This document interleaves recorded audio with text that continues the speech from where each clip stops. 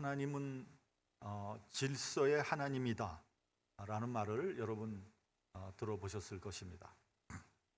하나님은 원칙, 질서, 법, 규칙의 하나님입니다. 하나님이 질서 안에 계신 분이 아니라 하나님이 질서를 만드신 분입니다. 하나님께서 창조하신 우주도 정확한 질서에 따라 운행되는 것이죠. 만유인력의 법칙을 발견한 뉴턴은 우주의 모든 움직임은 원리만 안다면 우리가 정확하게 예측할 수 있다라고 말했습니다. 여러분, 우주를 뜻하는 단어가 코스모스잖아요. 코스모스는 우주를 의미하는데 유니버스, 그렇죠? 근데 원래 코스모스의 뜻은요, 질서와 조화라는 뜻입니다. 그러니까 우주는 질서와 조화를 이루고 있다, 이런 의미가 되는 것입니다. 창세기 1장 2절을 보면 우주가 처음 창조되었을 때의 모습을 우리에게 말씀하고 있죠. 땅이 혼돈하고 공허하며 흑암이 깊음 위에 있고 하나님의 신은 수면에 운행하시니라. 그러니까 그 당시에 이 우주의 모습은 땅이 혼돈하고 공허하고 흑암이 깊음 위에 있었다. 여러분, 이 말이 무슨 말입니까? 이 말은 우주는 무질서했다는 거예요. 케이아스였다는 거예요. 근데 이런 것들이 하나씩 자리를 잡아가고 질서를 찾아가면서 정리되어 가고 있는 것을 우리가 창세기에서 볼 수 있습니다. 이러한 정리된 우주를 우리는 코스모스라고 부르는 겁니다. 그런데 독일의 하이젠베르크라는 물리학자가 있는데 이 사람이 이 논리에 이의를 제기했습니다. 양자역학이라는 분야가 있는데 그 분야에서 그 원자의 움직임을, 그것을 이렇게 피겨 아웃 하는 게 불가능하기 때문에, 그러니까 지멋대로 원자 안에서 있는 여러 가지 전자, 핵 이런 것들이 지멋대로 움직이기 때문에 예측이 불가하다고 주장했습니다. 그것을 뭐라 그러냐면 불확정성의 원리다. 여러분 아마 많이 들어보셨어요. 불확정성의 원리다. 그 후 양자역학에서 이 불확정성의 원리는 가장 중요한 원리가 되었습니다. 그는 이 이론으로 1932년에 노벨 물리학상을 받았습니다. 그러나 아인슈타인은 끝까지 이 양자역학에 대해서 신뢰하지 않았어요. 그리고 그는 신은 주사위를 던지지 않는다라는 아주 유명한 말을 했습니다. 이 말은 다른 말로 바꾸면 하나님은 우주를 무질서하게 만들지 않았다는 거예요. 그런데 최근에 일본의 물리학자들에 의해서 불확정성의 원리에 중대한 결함이 있다는 것이 발견이 됐다는 거예요. 그러니까 불확실한 것이 아니라 예측 가능하다는 거예요. 그래서 그들은 양자역학의 새로운 지평을 열었다, 이런 평가를 받고 있습니다. 저는 과학에 대해서는 문외한이지만 하나님은 우주를 불확실하게 만드시지 않았다는 것만은 제가 확실하게 믿고 있습니다. 하나님은 우주를 설계하셨고 지금도 이 우주를 운행하고 계십니다. 만약에 우주의 법칙과 질서가 조금이라도 어긋난다면 우리 인간이 생존하지 못하는 것은 물론이고 우주 만물이 다시 무질서의 혼돈의 도가니로 빠지게 될 것입니다. 여러분, 요즘에 환경 문제 때문에 지구의 온도가 조금씩 높아진다는 거 아니에요? 만약에 100년 안에 1도가 높아져도 지구는 대단한 위험에 빠지게 된다는 거예요. 극지방에 있는 그 빙하가 녹아내려서 이 지구가 물로 뒤덮이게 된다는 거예요. 또 조금만 기온이 내려가도 다시 빙하 시대가 도래하게 될 것이라는 거죠. 지금 극지방의 오존층이 뚫려서요, 극지방에 있는 차가운 공기가 제트 기류를 타고 내려온다는 거 아니에요? 그래서 이번에 중국이나 한국이 겨울에 지금 무지하게 춥다고 합니다. 그 이유가 극지방에 있는 그 찬 기운이 내려오는 거죠. 몇 년 전에 시카고가 여러분 북극보다 더 추웠다는 거 아세요? 그것도 역시 그 제트 기류를 타고 극지방의 그 찬 기류가 내려왔던 거죠. 지금 유럽에는 폭설이 내리고 있고 일본에는 평소보다 5배나 많은 눈이 내리고 있다고 합니다. 그래서 이 폭설 때문에 일본에서 수십 명이 이미 죽었다고 합니다. 빌 게이츠가 이런 말을 했다고 합니다. 핵폭탄보다 더 무서운 게 바이러스균이고요. 바이러스보다 더 무서운 게 환경과 공해 문제다. 그렇게 얘기를 했어요.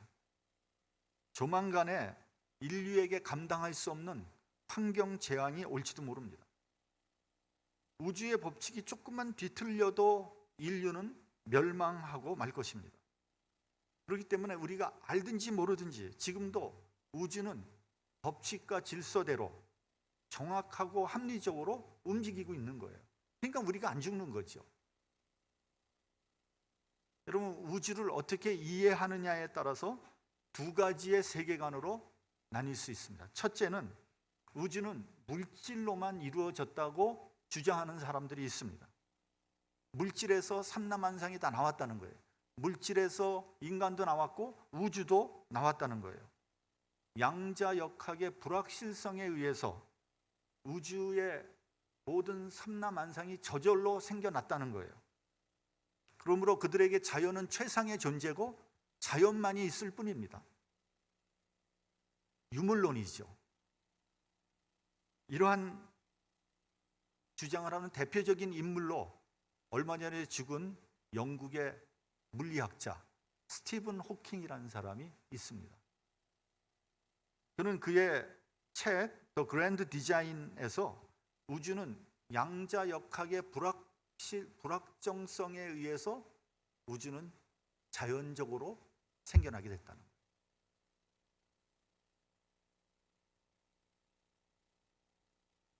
지멋대로 움직이면서 이것이 어떻게 하다가 보니까 거기서 세포가 생기게 됐고 우주 만물이 나오게 됐다는 거예요.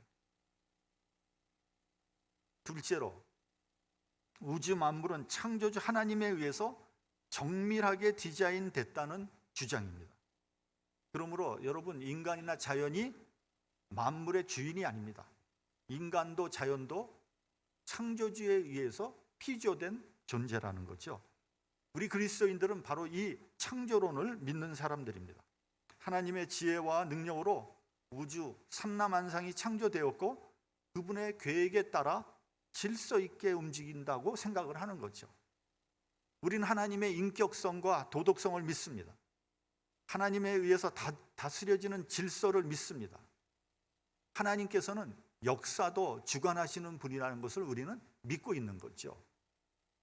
그렇다면 우리는 여기서 유물론을 주장하는 사람들에게 한 가지 질문을 해봐야 됩니다. 어떤 질문이냐 하면요, 물질이나 자연의 법칙이 잘못된 방향으로 가면 어떻게 하느냐는 거예요. 여러분, 무슨 물질이나 자연이 무슨 선한 의지가 있는 것도 아니고 그것이 올바른 방향으로만 간다고 얘기할 수 없지 않습니까? 잘못된 방향으로 가면 어떻게 되겠습니까? 우주는 다시 무질서와 혼돈성으로 빠져들게 될 것이고 우주 삼라만상은 멸망하게 될 것입니다. 그런데 저는 그런 일은 절대로 일어나지 않을 것이라고 확신합니다. 왜냐하면 하나님의 지혜를 믿기 때문이고 하나님의 질서와 인격을 믿기 때문입니다. 만약에 우주가 멸망한다면 그것이 하나님께서 말씀하신 종말이고요, 그 종말도 역시 하나님의 계획 하에 있는 것이죠. 여러분, 역사를 봐도 그래요. 역사상 악한 자들이 힘과 권력을 쥐고 흔들었던 때가 있었어요. 성경에서 보면 바로와 느부갓네살 같은 사람들이 바로 그런 사람들이고, 로마 시대에 보면은 뭐 네로 황제 같은 사람도 있지 않았습니까? 현대로 오면은 스탈린이나 히틀러 같은 자들도 있고요, 일본 제국주의자들도 있는 거예요.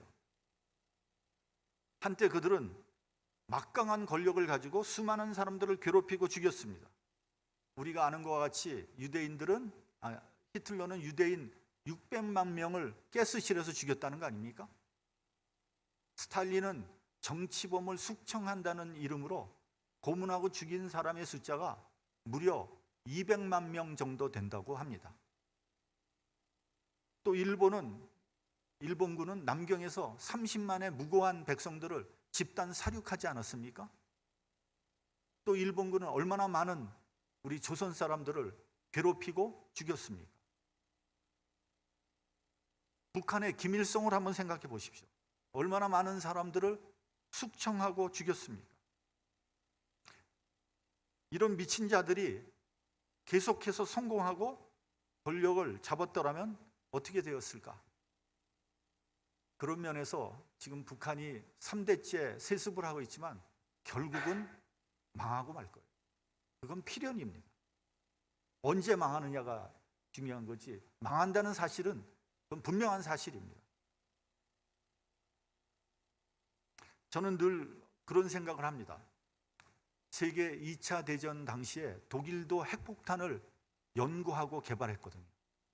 만약에 히틀러가 미국보다 먼저 핵폭탄을 개발했더라면 일이 어떻게 됐을까? 생각하기도 싫은 일이 아마 일어났을지도 모릅니다. 그러나 그런 일은 결코 일어나지 않을 거예요. 왜요? 하나님께서 살아계시기 때문입니다. 하나님은 이 역사를 주관하시는 분입니다. 한때 그런 악한 자들이 막강한 힘과 권력을 휘둘렀지만 결국 멸망하고 말 것입니다. 여러분, 모든 힘과 권력의 정점에 있는 분이 누굽니까? 하나님입니다. 그래서 로마서 13장을 보면 각 사람은 위에 있는 권세들에게 굴복하라. 권세는 하나님께로부터 나지 않음이 없나니 모든 권세는 다 하나님이 정하신 바라. 그리고 이어서 권세를 거스리는 자는 하나님의 명을 거스림이니 거스리는 자들은 심판을 자취한다고 했습니다. 여러분, 하나님은 파괴된 질서와 원칙을 다시 회복시키는 분이십니다. 이런 믿음이 있을 때 세상이 아무리 험악하고 복잡해도 우리는 평안할 수 있는 거예요. 여러분, 악한 자에게 힘과 권력이 주어지면 어떻겠어요? 두렵죠. 그러나 선한 자에게 주어진 권세는 안심이 되고 위로가 되는 겁니다. 예를 들면 강도가 칼을 들면 두렵죠. 그러나 의사의 칼은 병을 고칩니다. 우리에게 안심이 되고 위로가 되는 거죠. 하나님의 힘과 권세는 크면 클수록 안심이 되고 위로가 되고 평안해지는 겁니다. 하나님이 나를 사랑한다면, 또 우리가 하나님을 믿으면 믿을수록 내 심령에 평안이 임하게 되는 거죠. 여러분, 혹시 하나님께서 심판하신다면 불안하고 두렵습니까? 하나님의 칼이 두렵습니까? 그것은 하나님에게 문제가 있는 것이 아니라 내가 강도요 죄인이기 때문에 두려운 거예요. 복음서에 이런 유명한 예화가 나옵니다. 예수께서 제자들과 함께 갈릴리 호수를 배를 타고 건너가고 있었습니다. 근데 갑자기 돌풍이 불고 파도가 거칠게 치기 시작했습니다. 풍랑으로 인해서 배가 침몰하기 직전까지 갔습니다. 여러분, 제자들은 갈릴리 호수에서 잔뼈가 굵은 어부들이었습니다. 그들은 갈릴리 호수에 대해서 누구보다도 잘 알고 있었던 사람입니다. 그러나 파도와 풍랑이 워낙 심하게 치기 때문에 어떻게 손쓸 도리가 없었던 것입니다. 그들은 배꼽물을 베고 편하게 누워 주무시고 계신 예수님을 흔들어 깨웁니다. 주여, 일어나 우리를 구원하소서, 우리가 죽게 되었습니다. 예수께서 잠에서 깨어서 제자들을 꾸짖었습니다. 어찌하여 무서워하느냐? 믿음이 적은 자들아. 여러분 한번 생각해 보세요. 바람은 어디에서 불어오는 겁니까? 파도는 어디서부터 치는 겁니까? 이 배는 지금 어디에 있는 겁니까? 여러분, 이 모든 것이 천지를 주관하시는 하나님 안에 있는 겁니다. 그래서 예수께서 제자들에게 두려워하지 말라고 하신 거예요. 믿음이 적은 자들아 어찌 의심하느냐? 엄하게 책망하셨습니다. 아무리 풍랑이 거칠어도 풍랑을 주관하시는 하나님을 믿는다면 우리는 평안할 수 있는 겁니다. 이 믿음만이 우리에게 평안을 줄 수 있는 거예요. 여러분, 걱정되고 어려운 일 있습니까? 여러분이 그만큼 하나님을 믿지 못하고 있는 거예요. 오늘 시편 62편은 다윗이 말년에 지은 작품이라고 알려져 있습니다. 다윗은 파란만장한 삶을 산 사람이에요. 산전수전 다 겪었습니다. 그는 양치기 목동에서 이스라엘의 왕이라는 지위까지, 최고의 지위까지 올라간 사람이에요. 그는 사울 왕에 충성을 다했지만 왕으로부터 버림을 받았습니다. 다윗은 왕이 되기 전까지 사울 왕을 피해 숨어서 도망 다녔습니다. 왕이 되고 난 후에도 우여곡절이 많았습니다. 친구에게 배신당했고요, 신하들에게도 배신당했습니다. 심지어는 사랑하는 아들 압살롬이 아버지를 죽이고 권력을 갖겠다고 반란을 일으켰습니다. 그 많은 시련 속에서 그는 깨달았어요. 이 세상에서 믿을 것은 아무것도 없구나. 여러분 생각해 보세요. 아들까지 자기를 죽이겠다고 덤벼드는데 누구를 믿겠습니까? 이 세상에. 처음부터 믿을 것이 못 되었는데 헛된 것을 믿은 거예요. 쓸데없는 데 미련을 두었던 거죠. 믿을 것이 없다는 이 진리를 인정하는 순간 오히려 마음에 고요함을 유지할 수 있었습니다. 흔들리지 않을 수 있었습니다. 본문 3절을 보면 넘어지는 담과 흔들리는 울타리 같은 사람을 죽이려고 라고 되어 있습니다. 그 당시에 다윗이 처한 그 처지를 표현한 거예요. 회고에 보면 평생 뭔가를 좀 이루어 보려고 열심히 쫓아다녔는데 아무것도 이룬 것이 없었어요.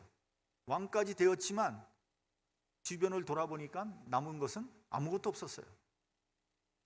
이제는 나이가 들어서 넘어지는 담과 같고 흔들리는 울타리 같은 신세가 되었습니다. 이 말은 건강마저 잃어버렸다는 겁니다. 그러니 아무 데도 의지할 데가 없는 거죠. 내가 나를 봐도 믿지 못하겠는데 다른 누구를 믿을 수 있겠습니까? 시편 62편을 보면 나라는 대명사가 무려 15번에 걸쳐서 나옵니다. 5절에서 9절까지만 봐도 9번이 나옵니다. 그러니까 이 본 시편은 나 자신을 두고 신앙 고백을 한 거예요. 1절과 5절을 보면 나의 영혼아 잠잠히 하나님만을 바라라 이렇게 되어 있습니다. 우리 본문 5절을 같이 한번 봉독하겠습니다. 시작.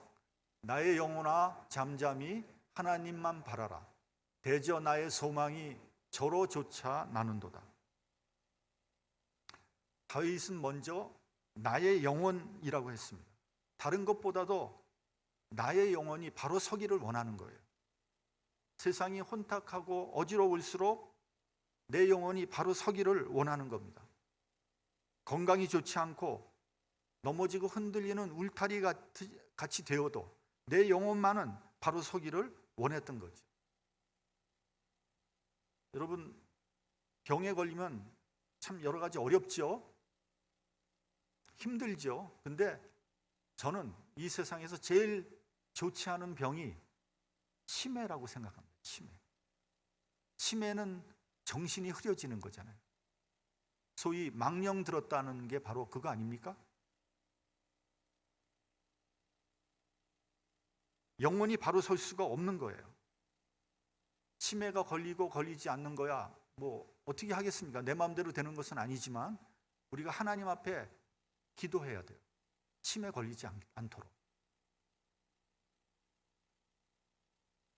제가 아는 목사님이 있었는데 그분의 아버지도 목사님이었어요. 근데 이 아버지 목사님이 굉장히 진실하시고 성실하신 분이었어요. 근데 이분이 연세가 들더니 치매에 걸린 거예요.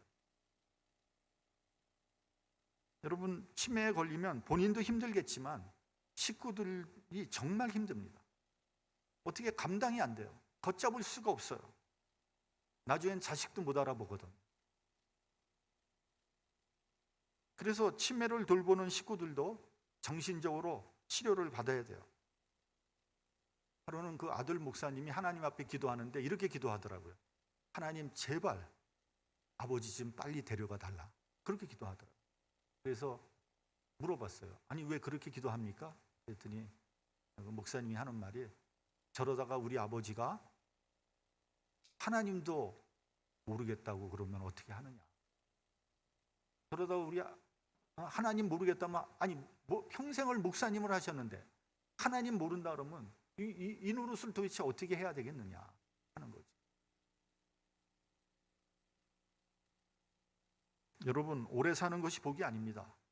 정신적으로 영적으로 건강하게 오래 살아야지 그것이 하나님의 복이죠.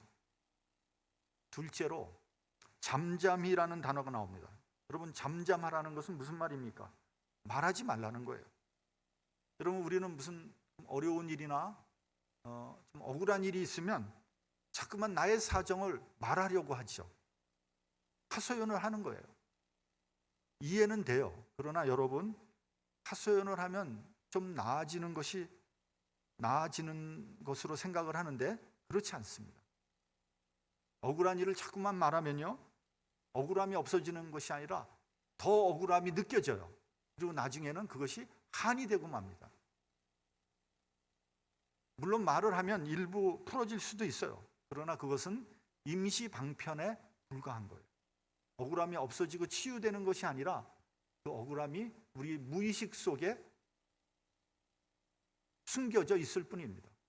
어느 순간 그 억울함이 다시 나타나고 새록새록 생각이 나는 거예요. 잠잠히 침묵하며 하나님을 바라봐야 합니다.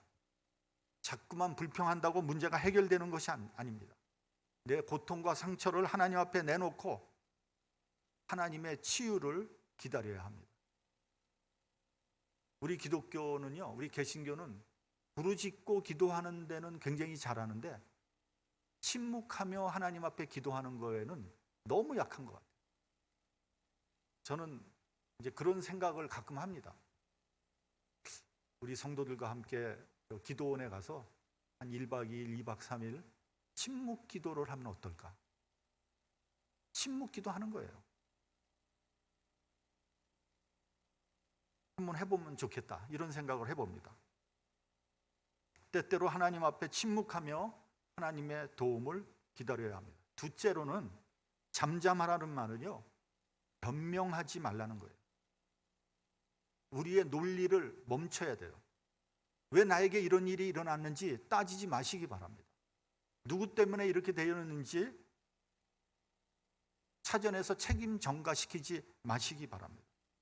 우리는 본능적으로 변명하려고 하는 그 성향이 있는 거예요. 그리고 남에게 책임 전가하고 자기는 쏙 빠지려고 하는 그런 성향이 있습니다.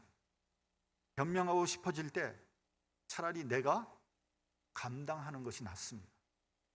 고린도전서 6장을 보면 믿음의 형제 간에 법정에서 소송이 일어났을 때 이렇게 하라고 그랬어요. 차라리 너희가 불의를 당하는 것이 낫지 아니하며 차라리 속는 것이 낫지 아니하냐.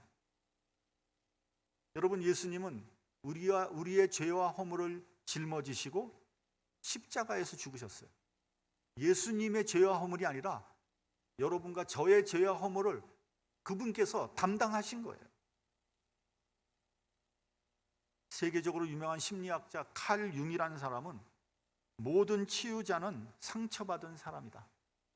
상처받지 않고는 치유자가 될 수 없다는 거예요.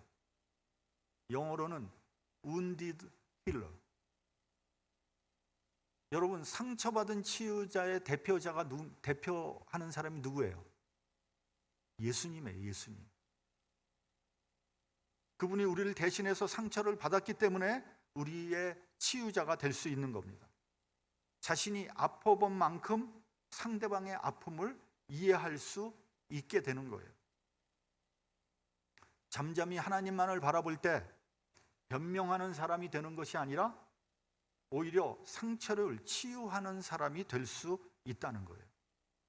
여러분, 이 부분이 굉장히 중요합니다. 어떤 면에서 보면 치유와 공격은 뿌리가 같아요.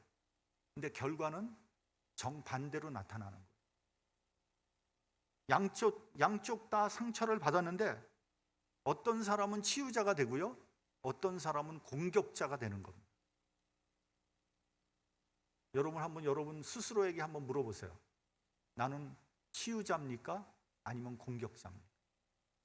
여러분이 상처를 받았을 때 여러분은 그 상처를 사겨내고 하나님 안에서 사겨내고 치유자가 됩니까? 아니면 여러분은 그 사람을 향해서 공격자가 됩니까?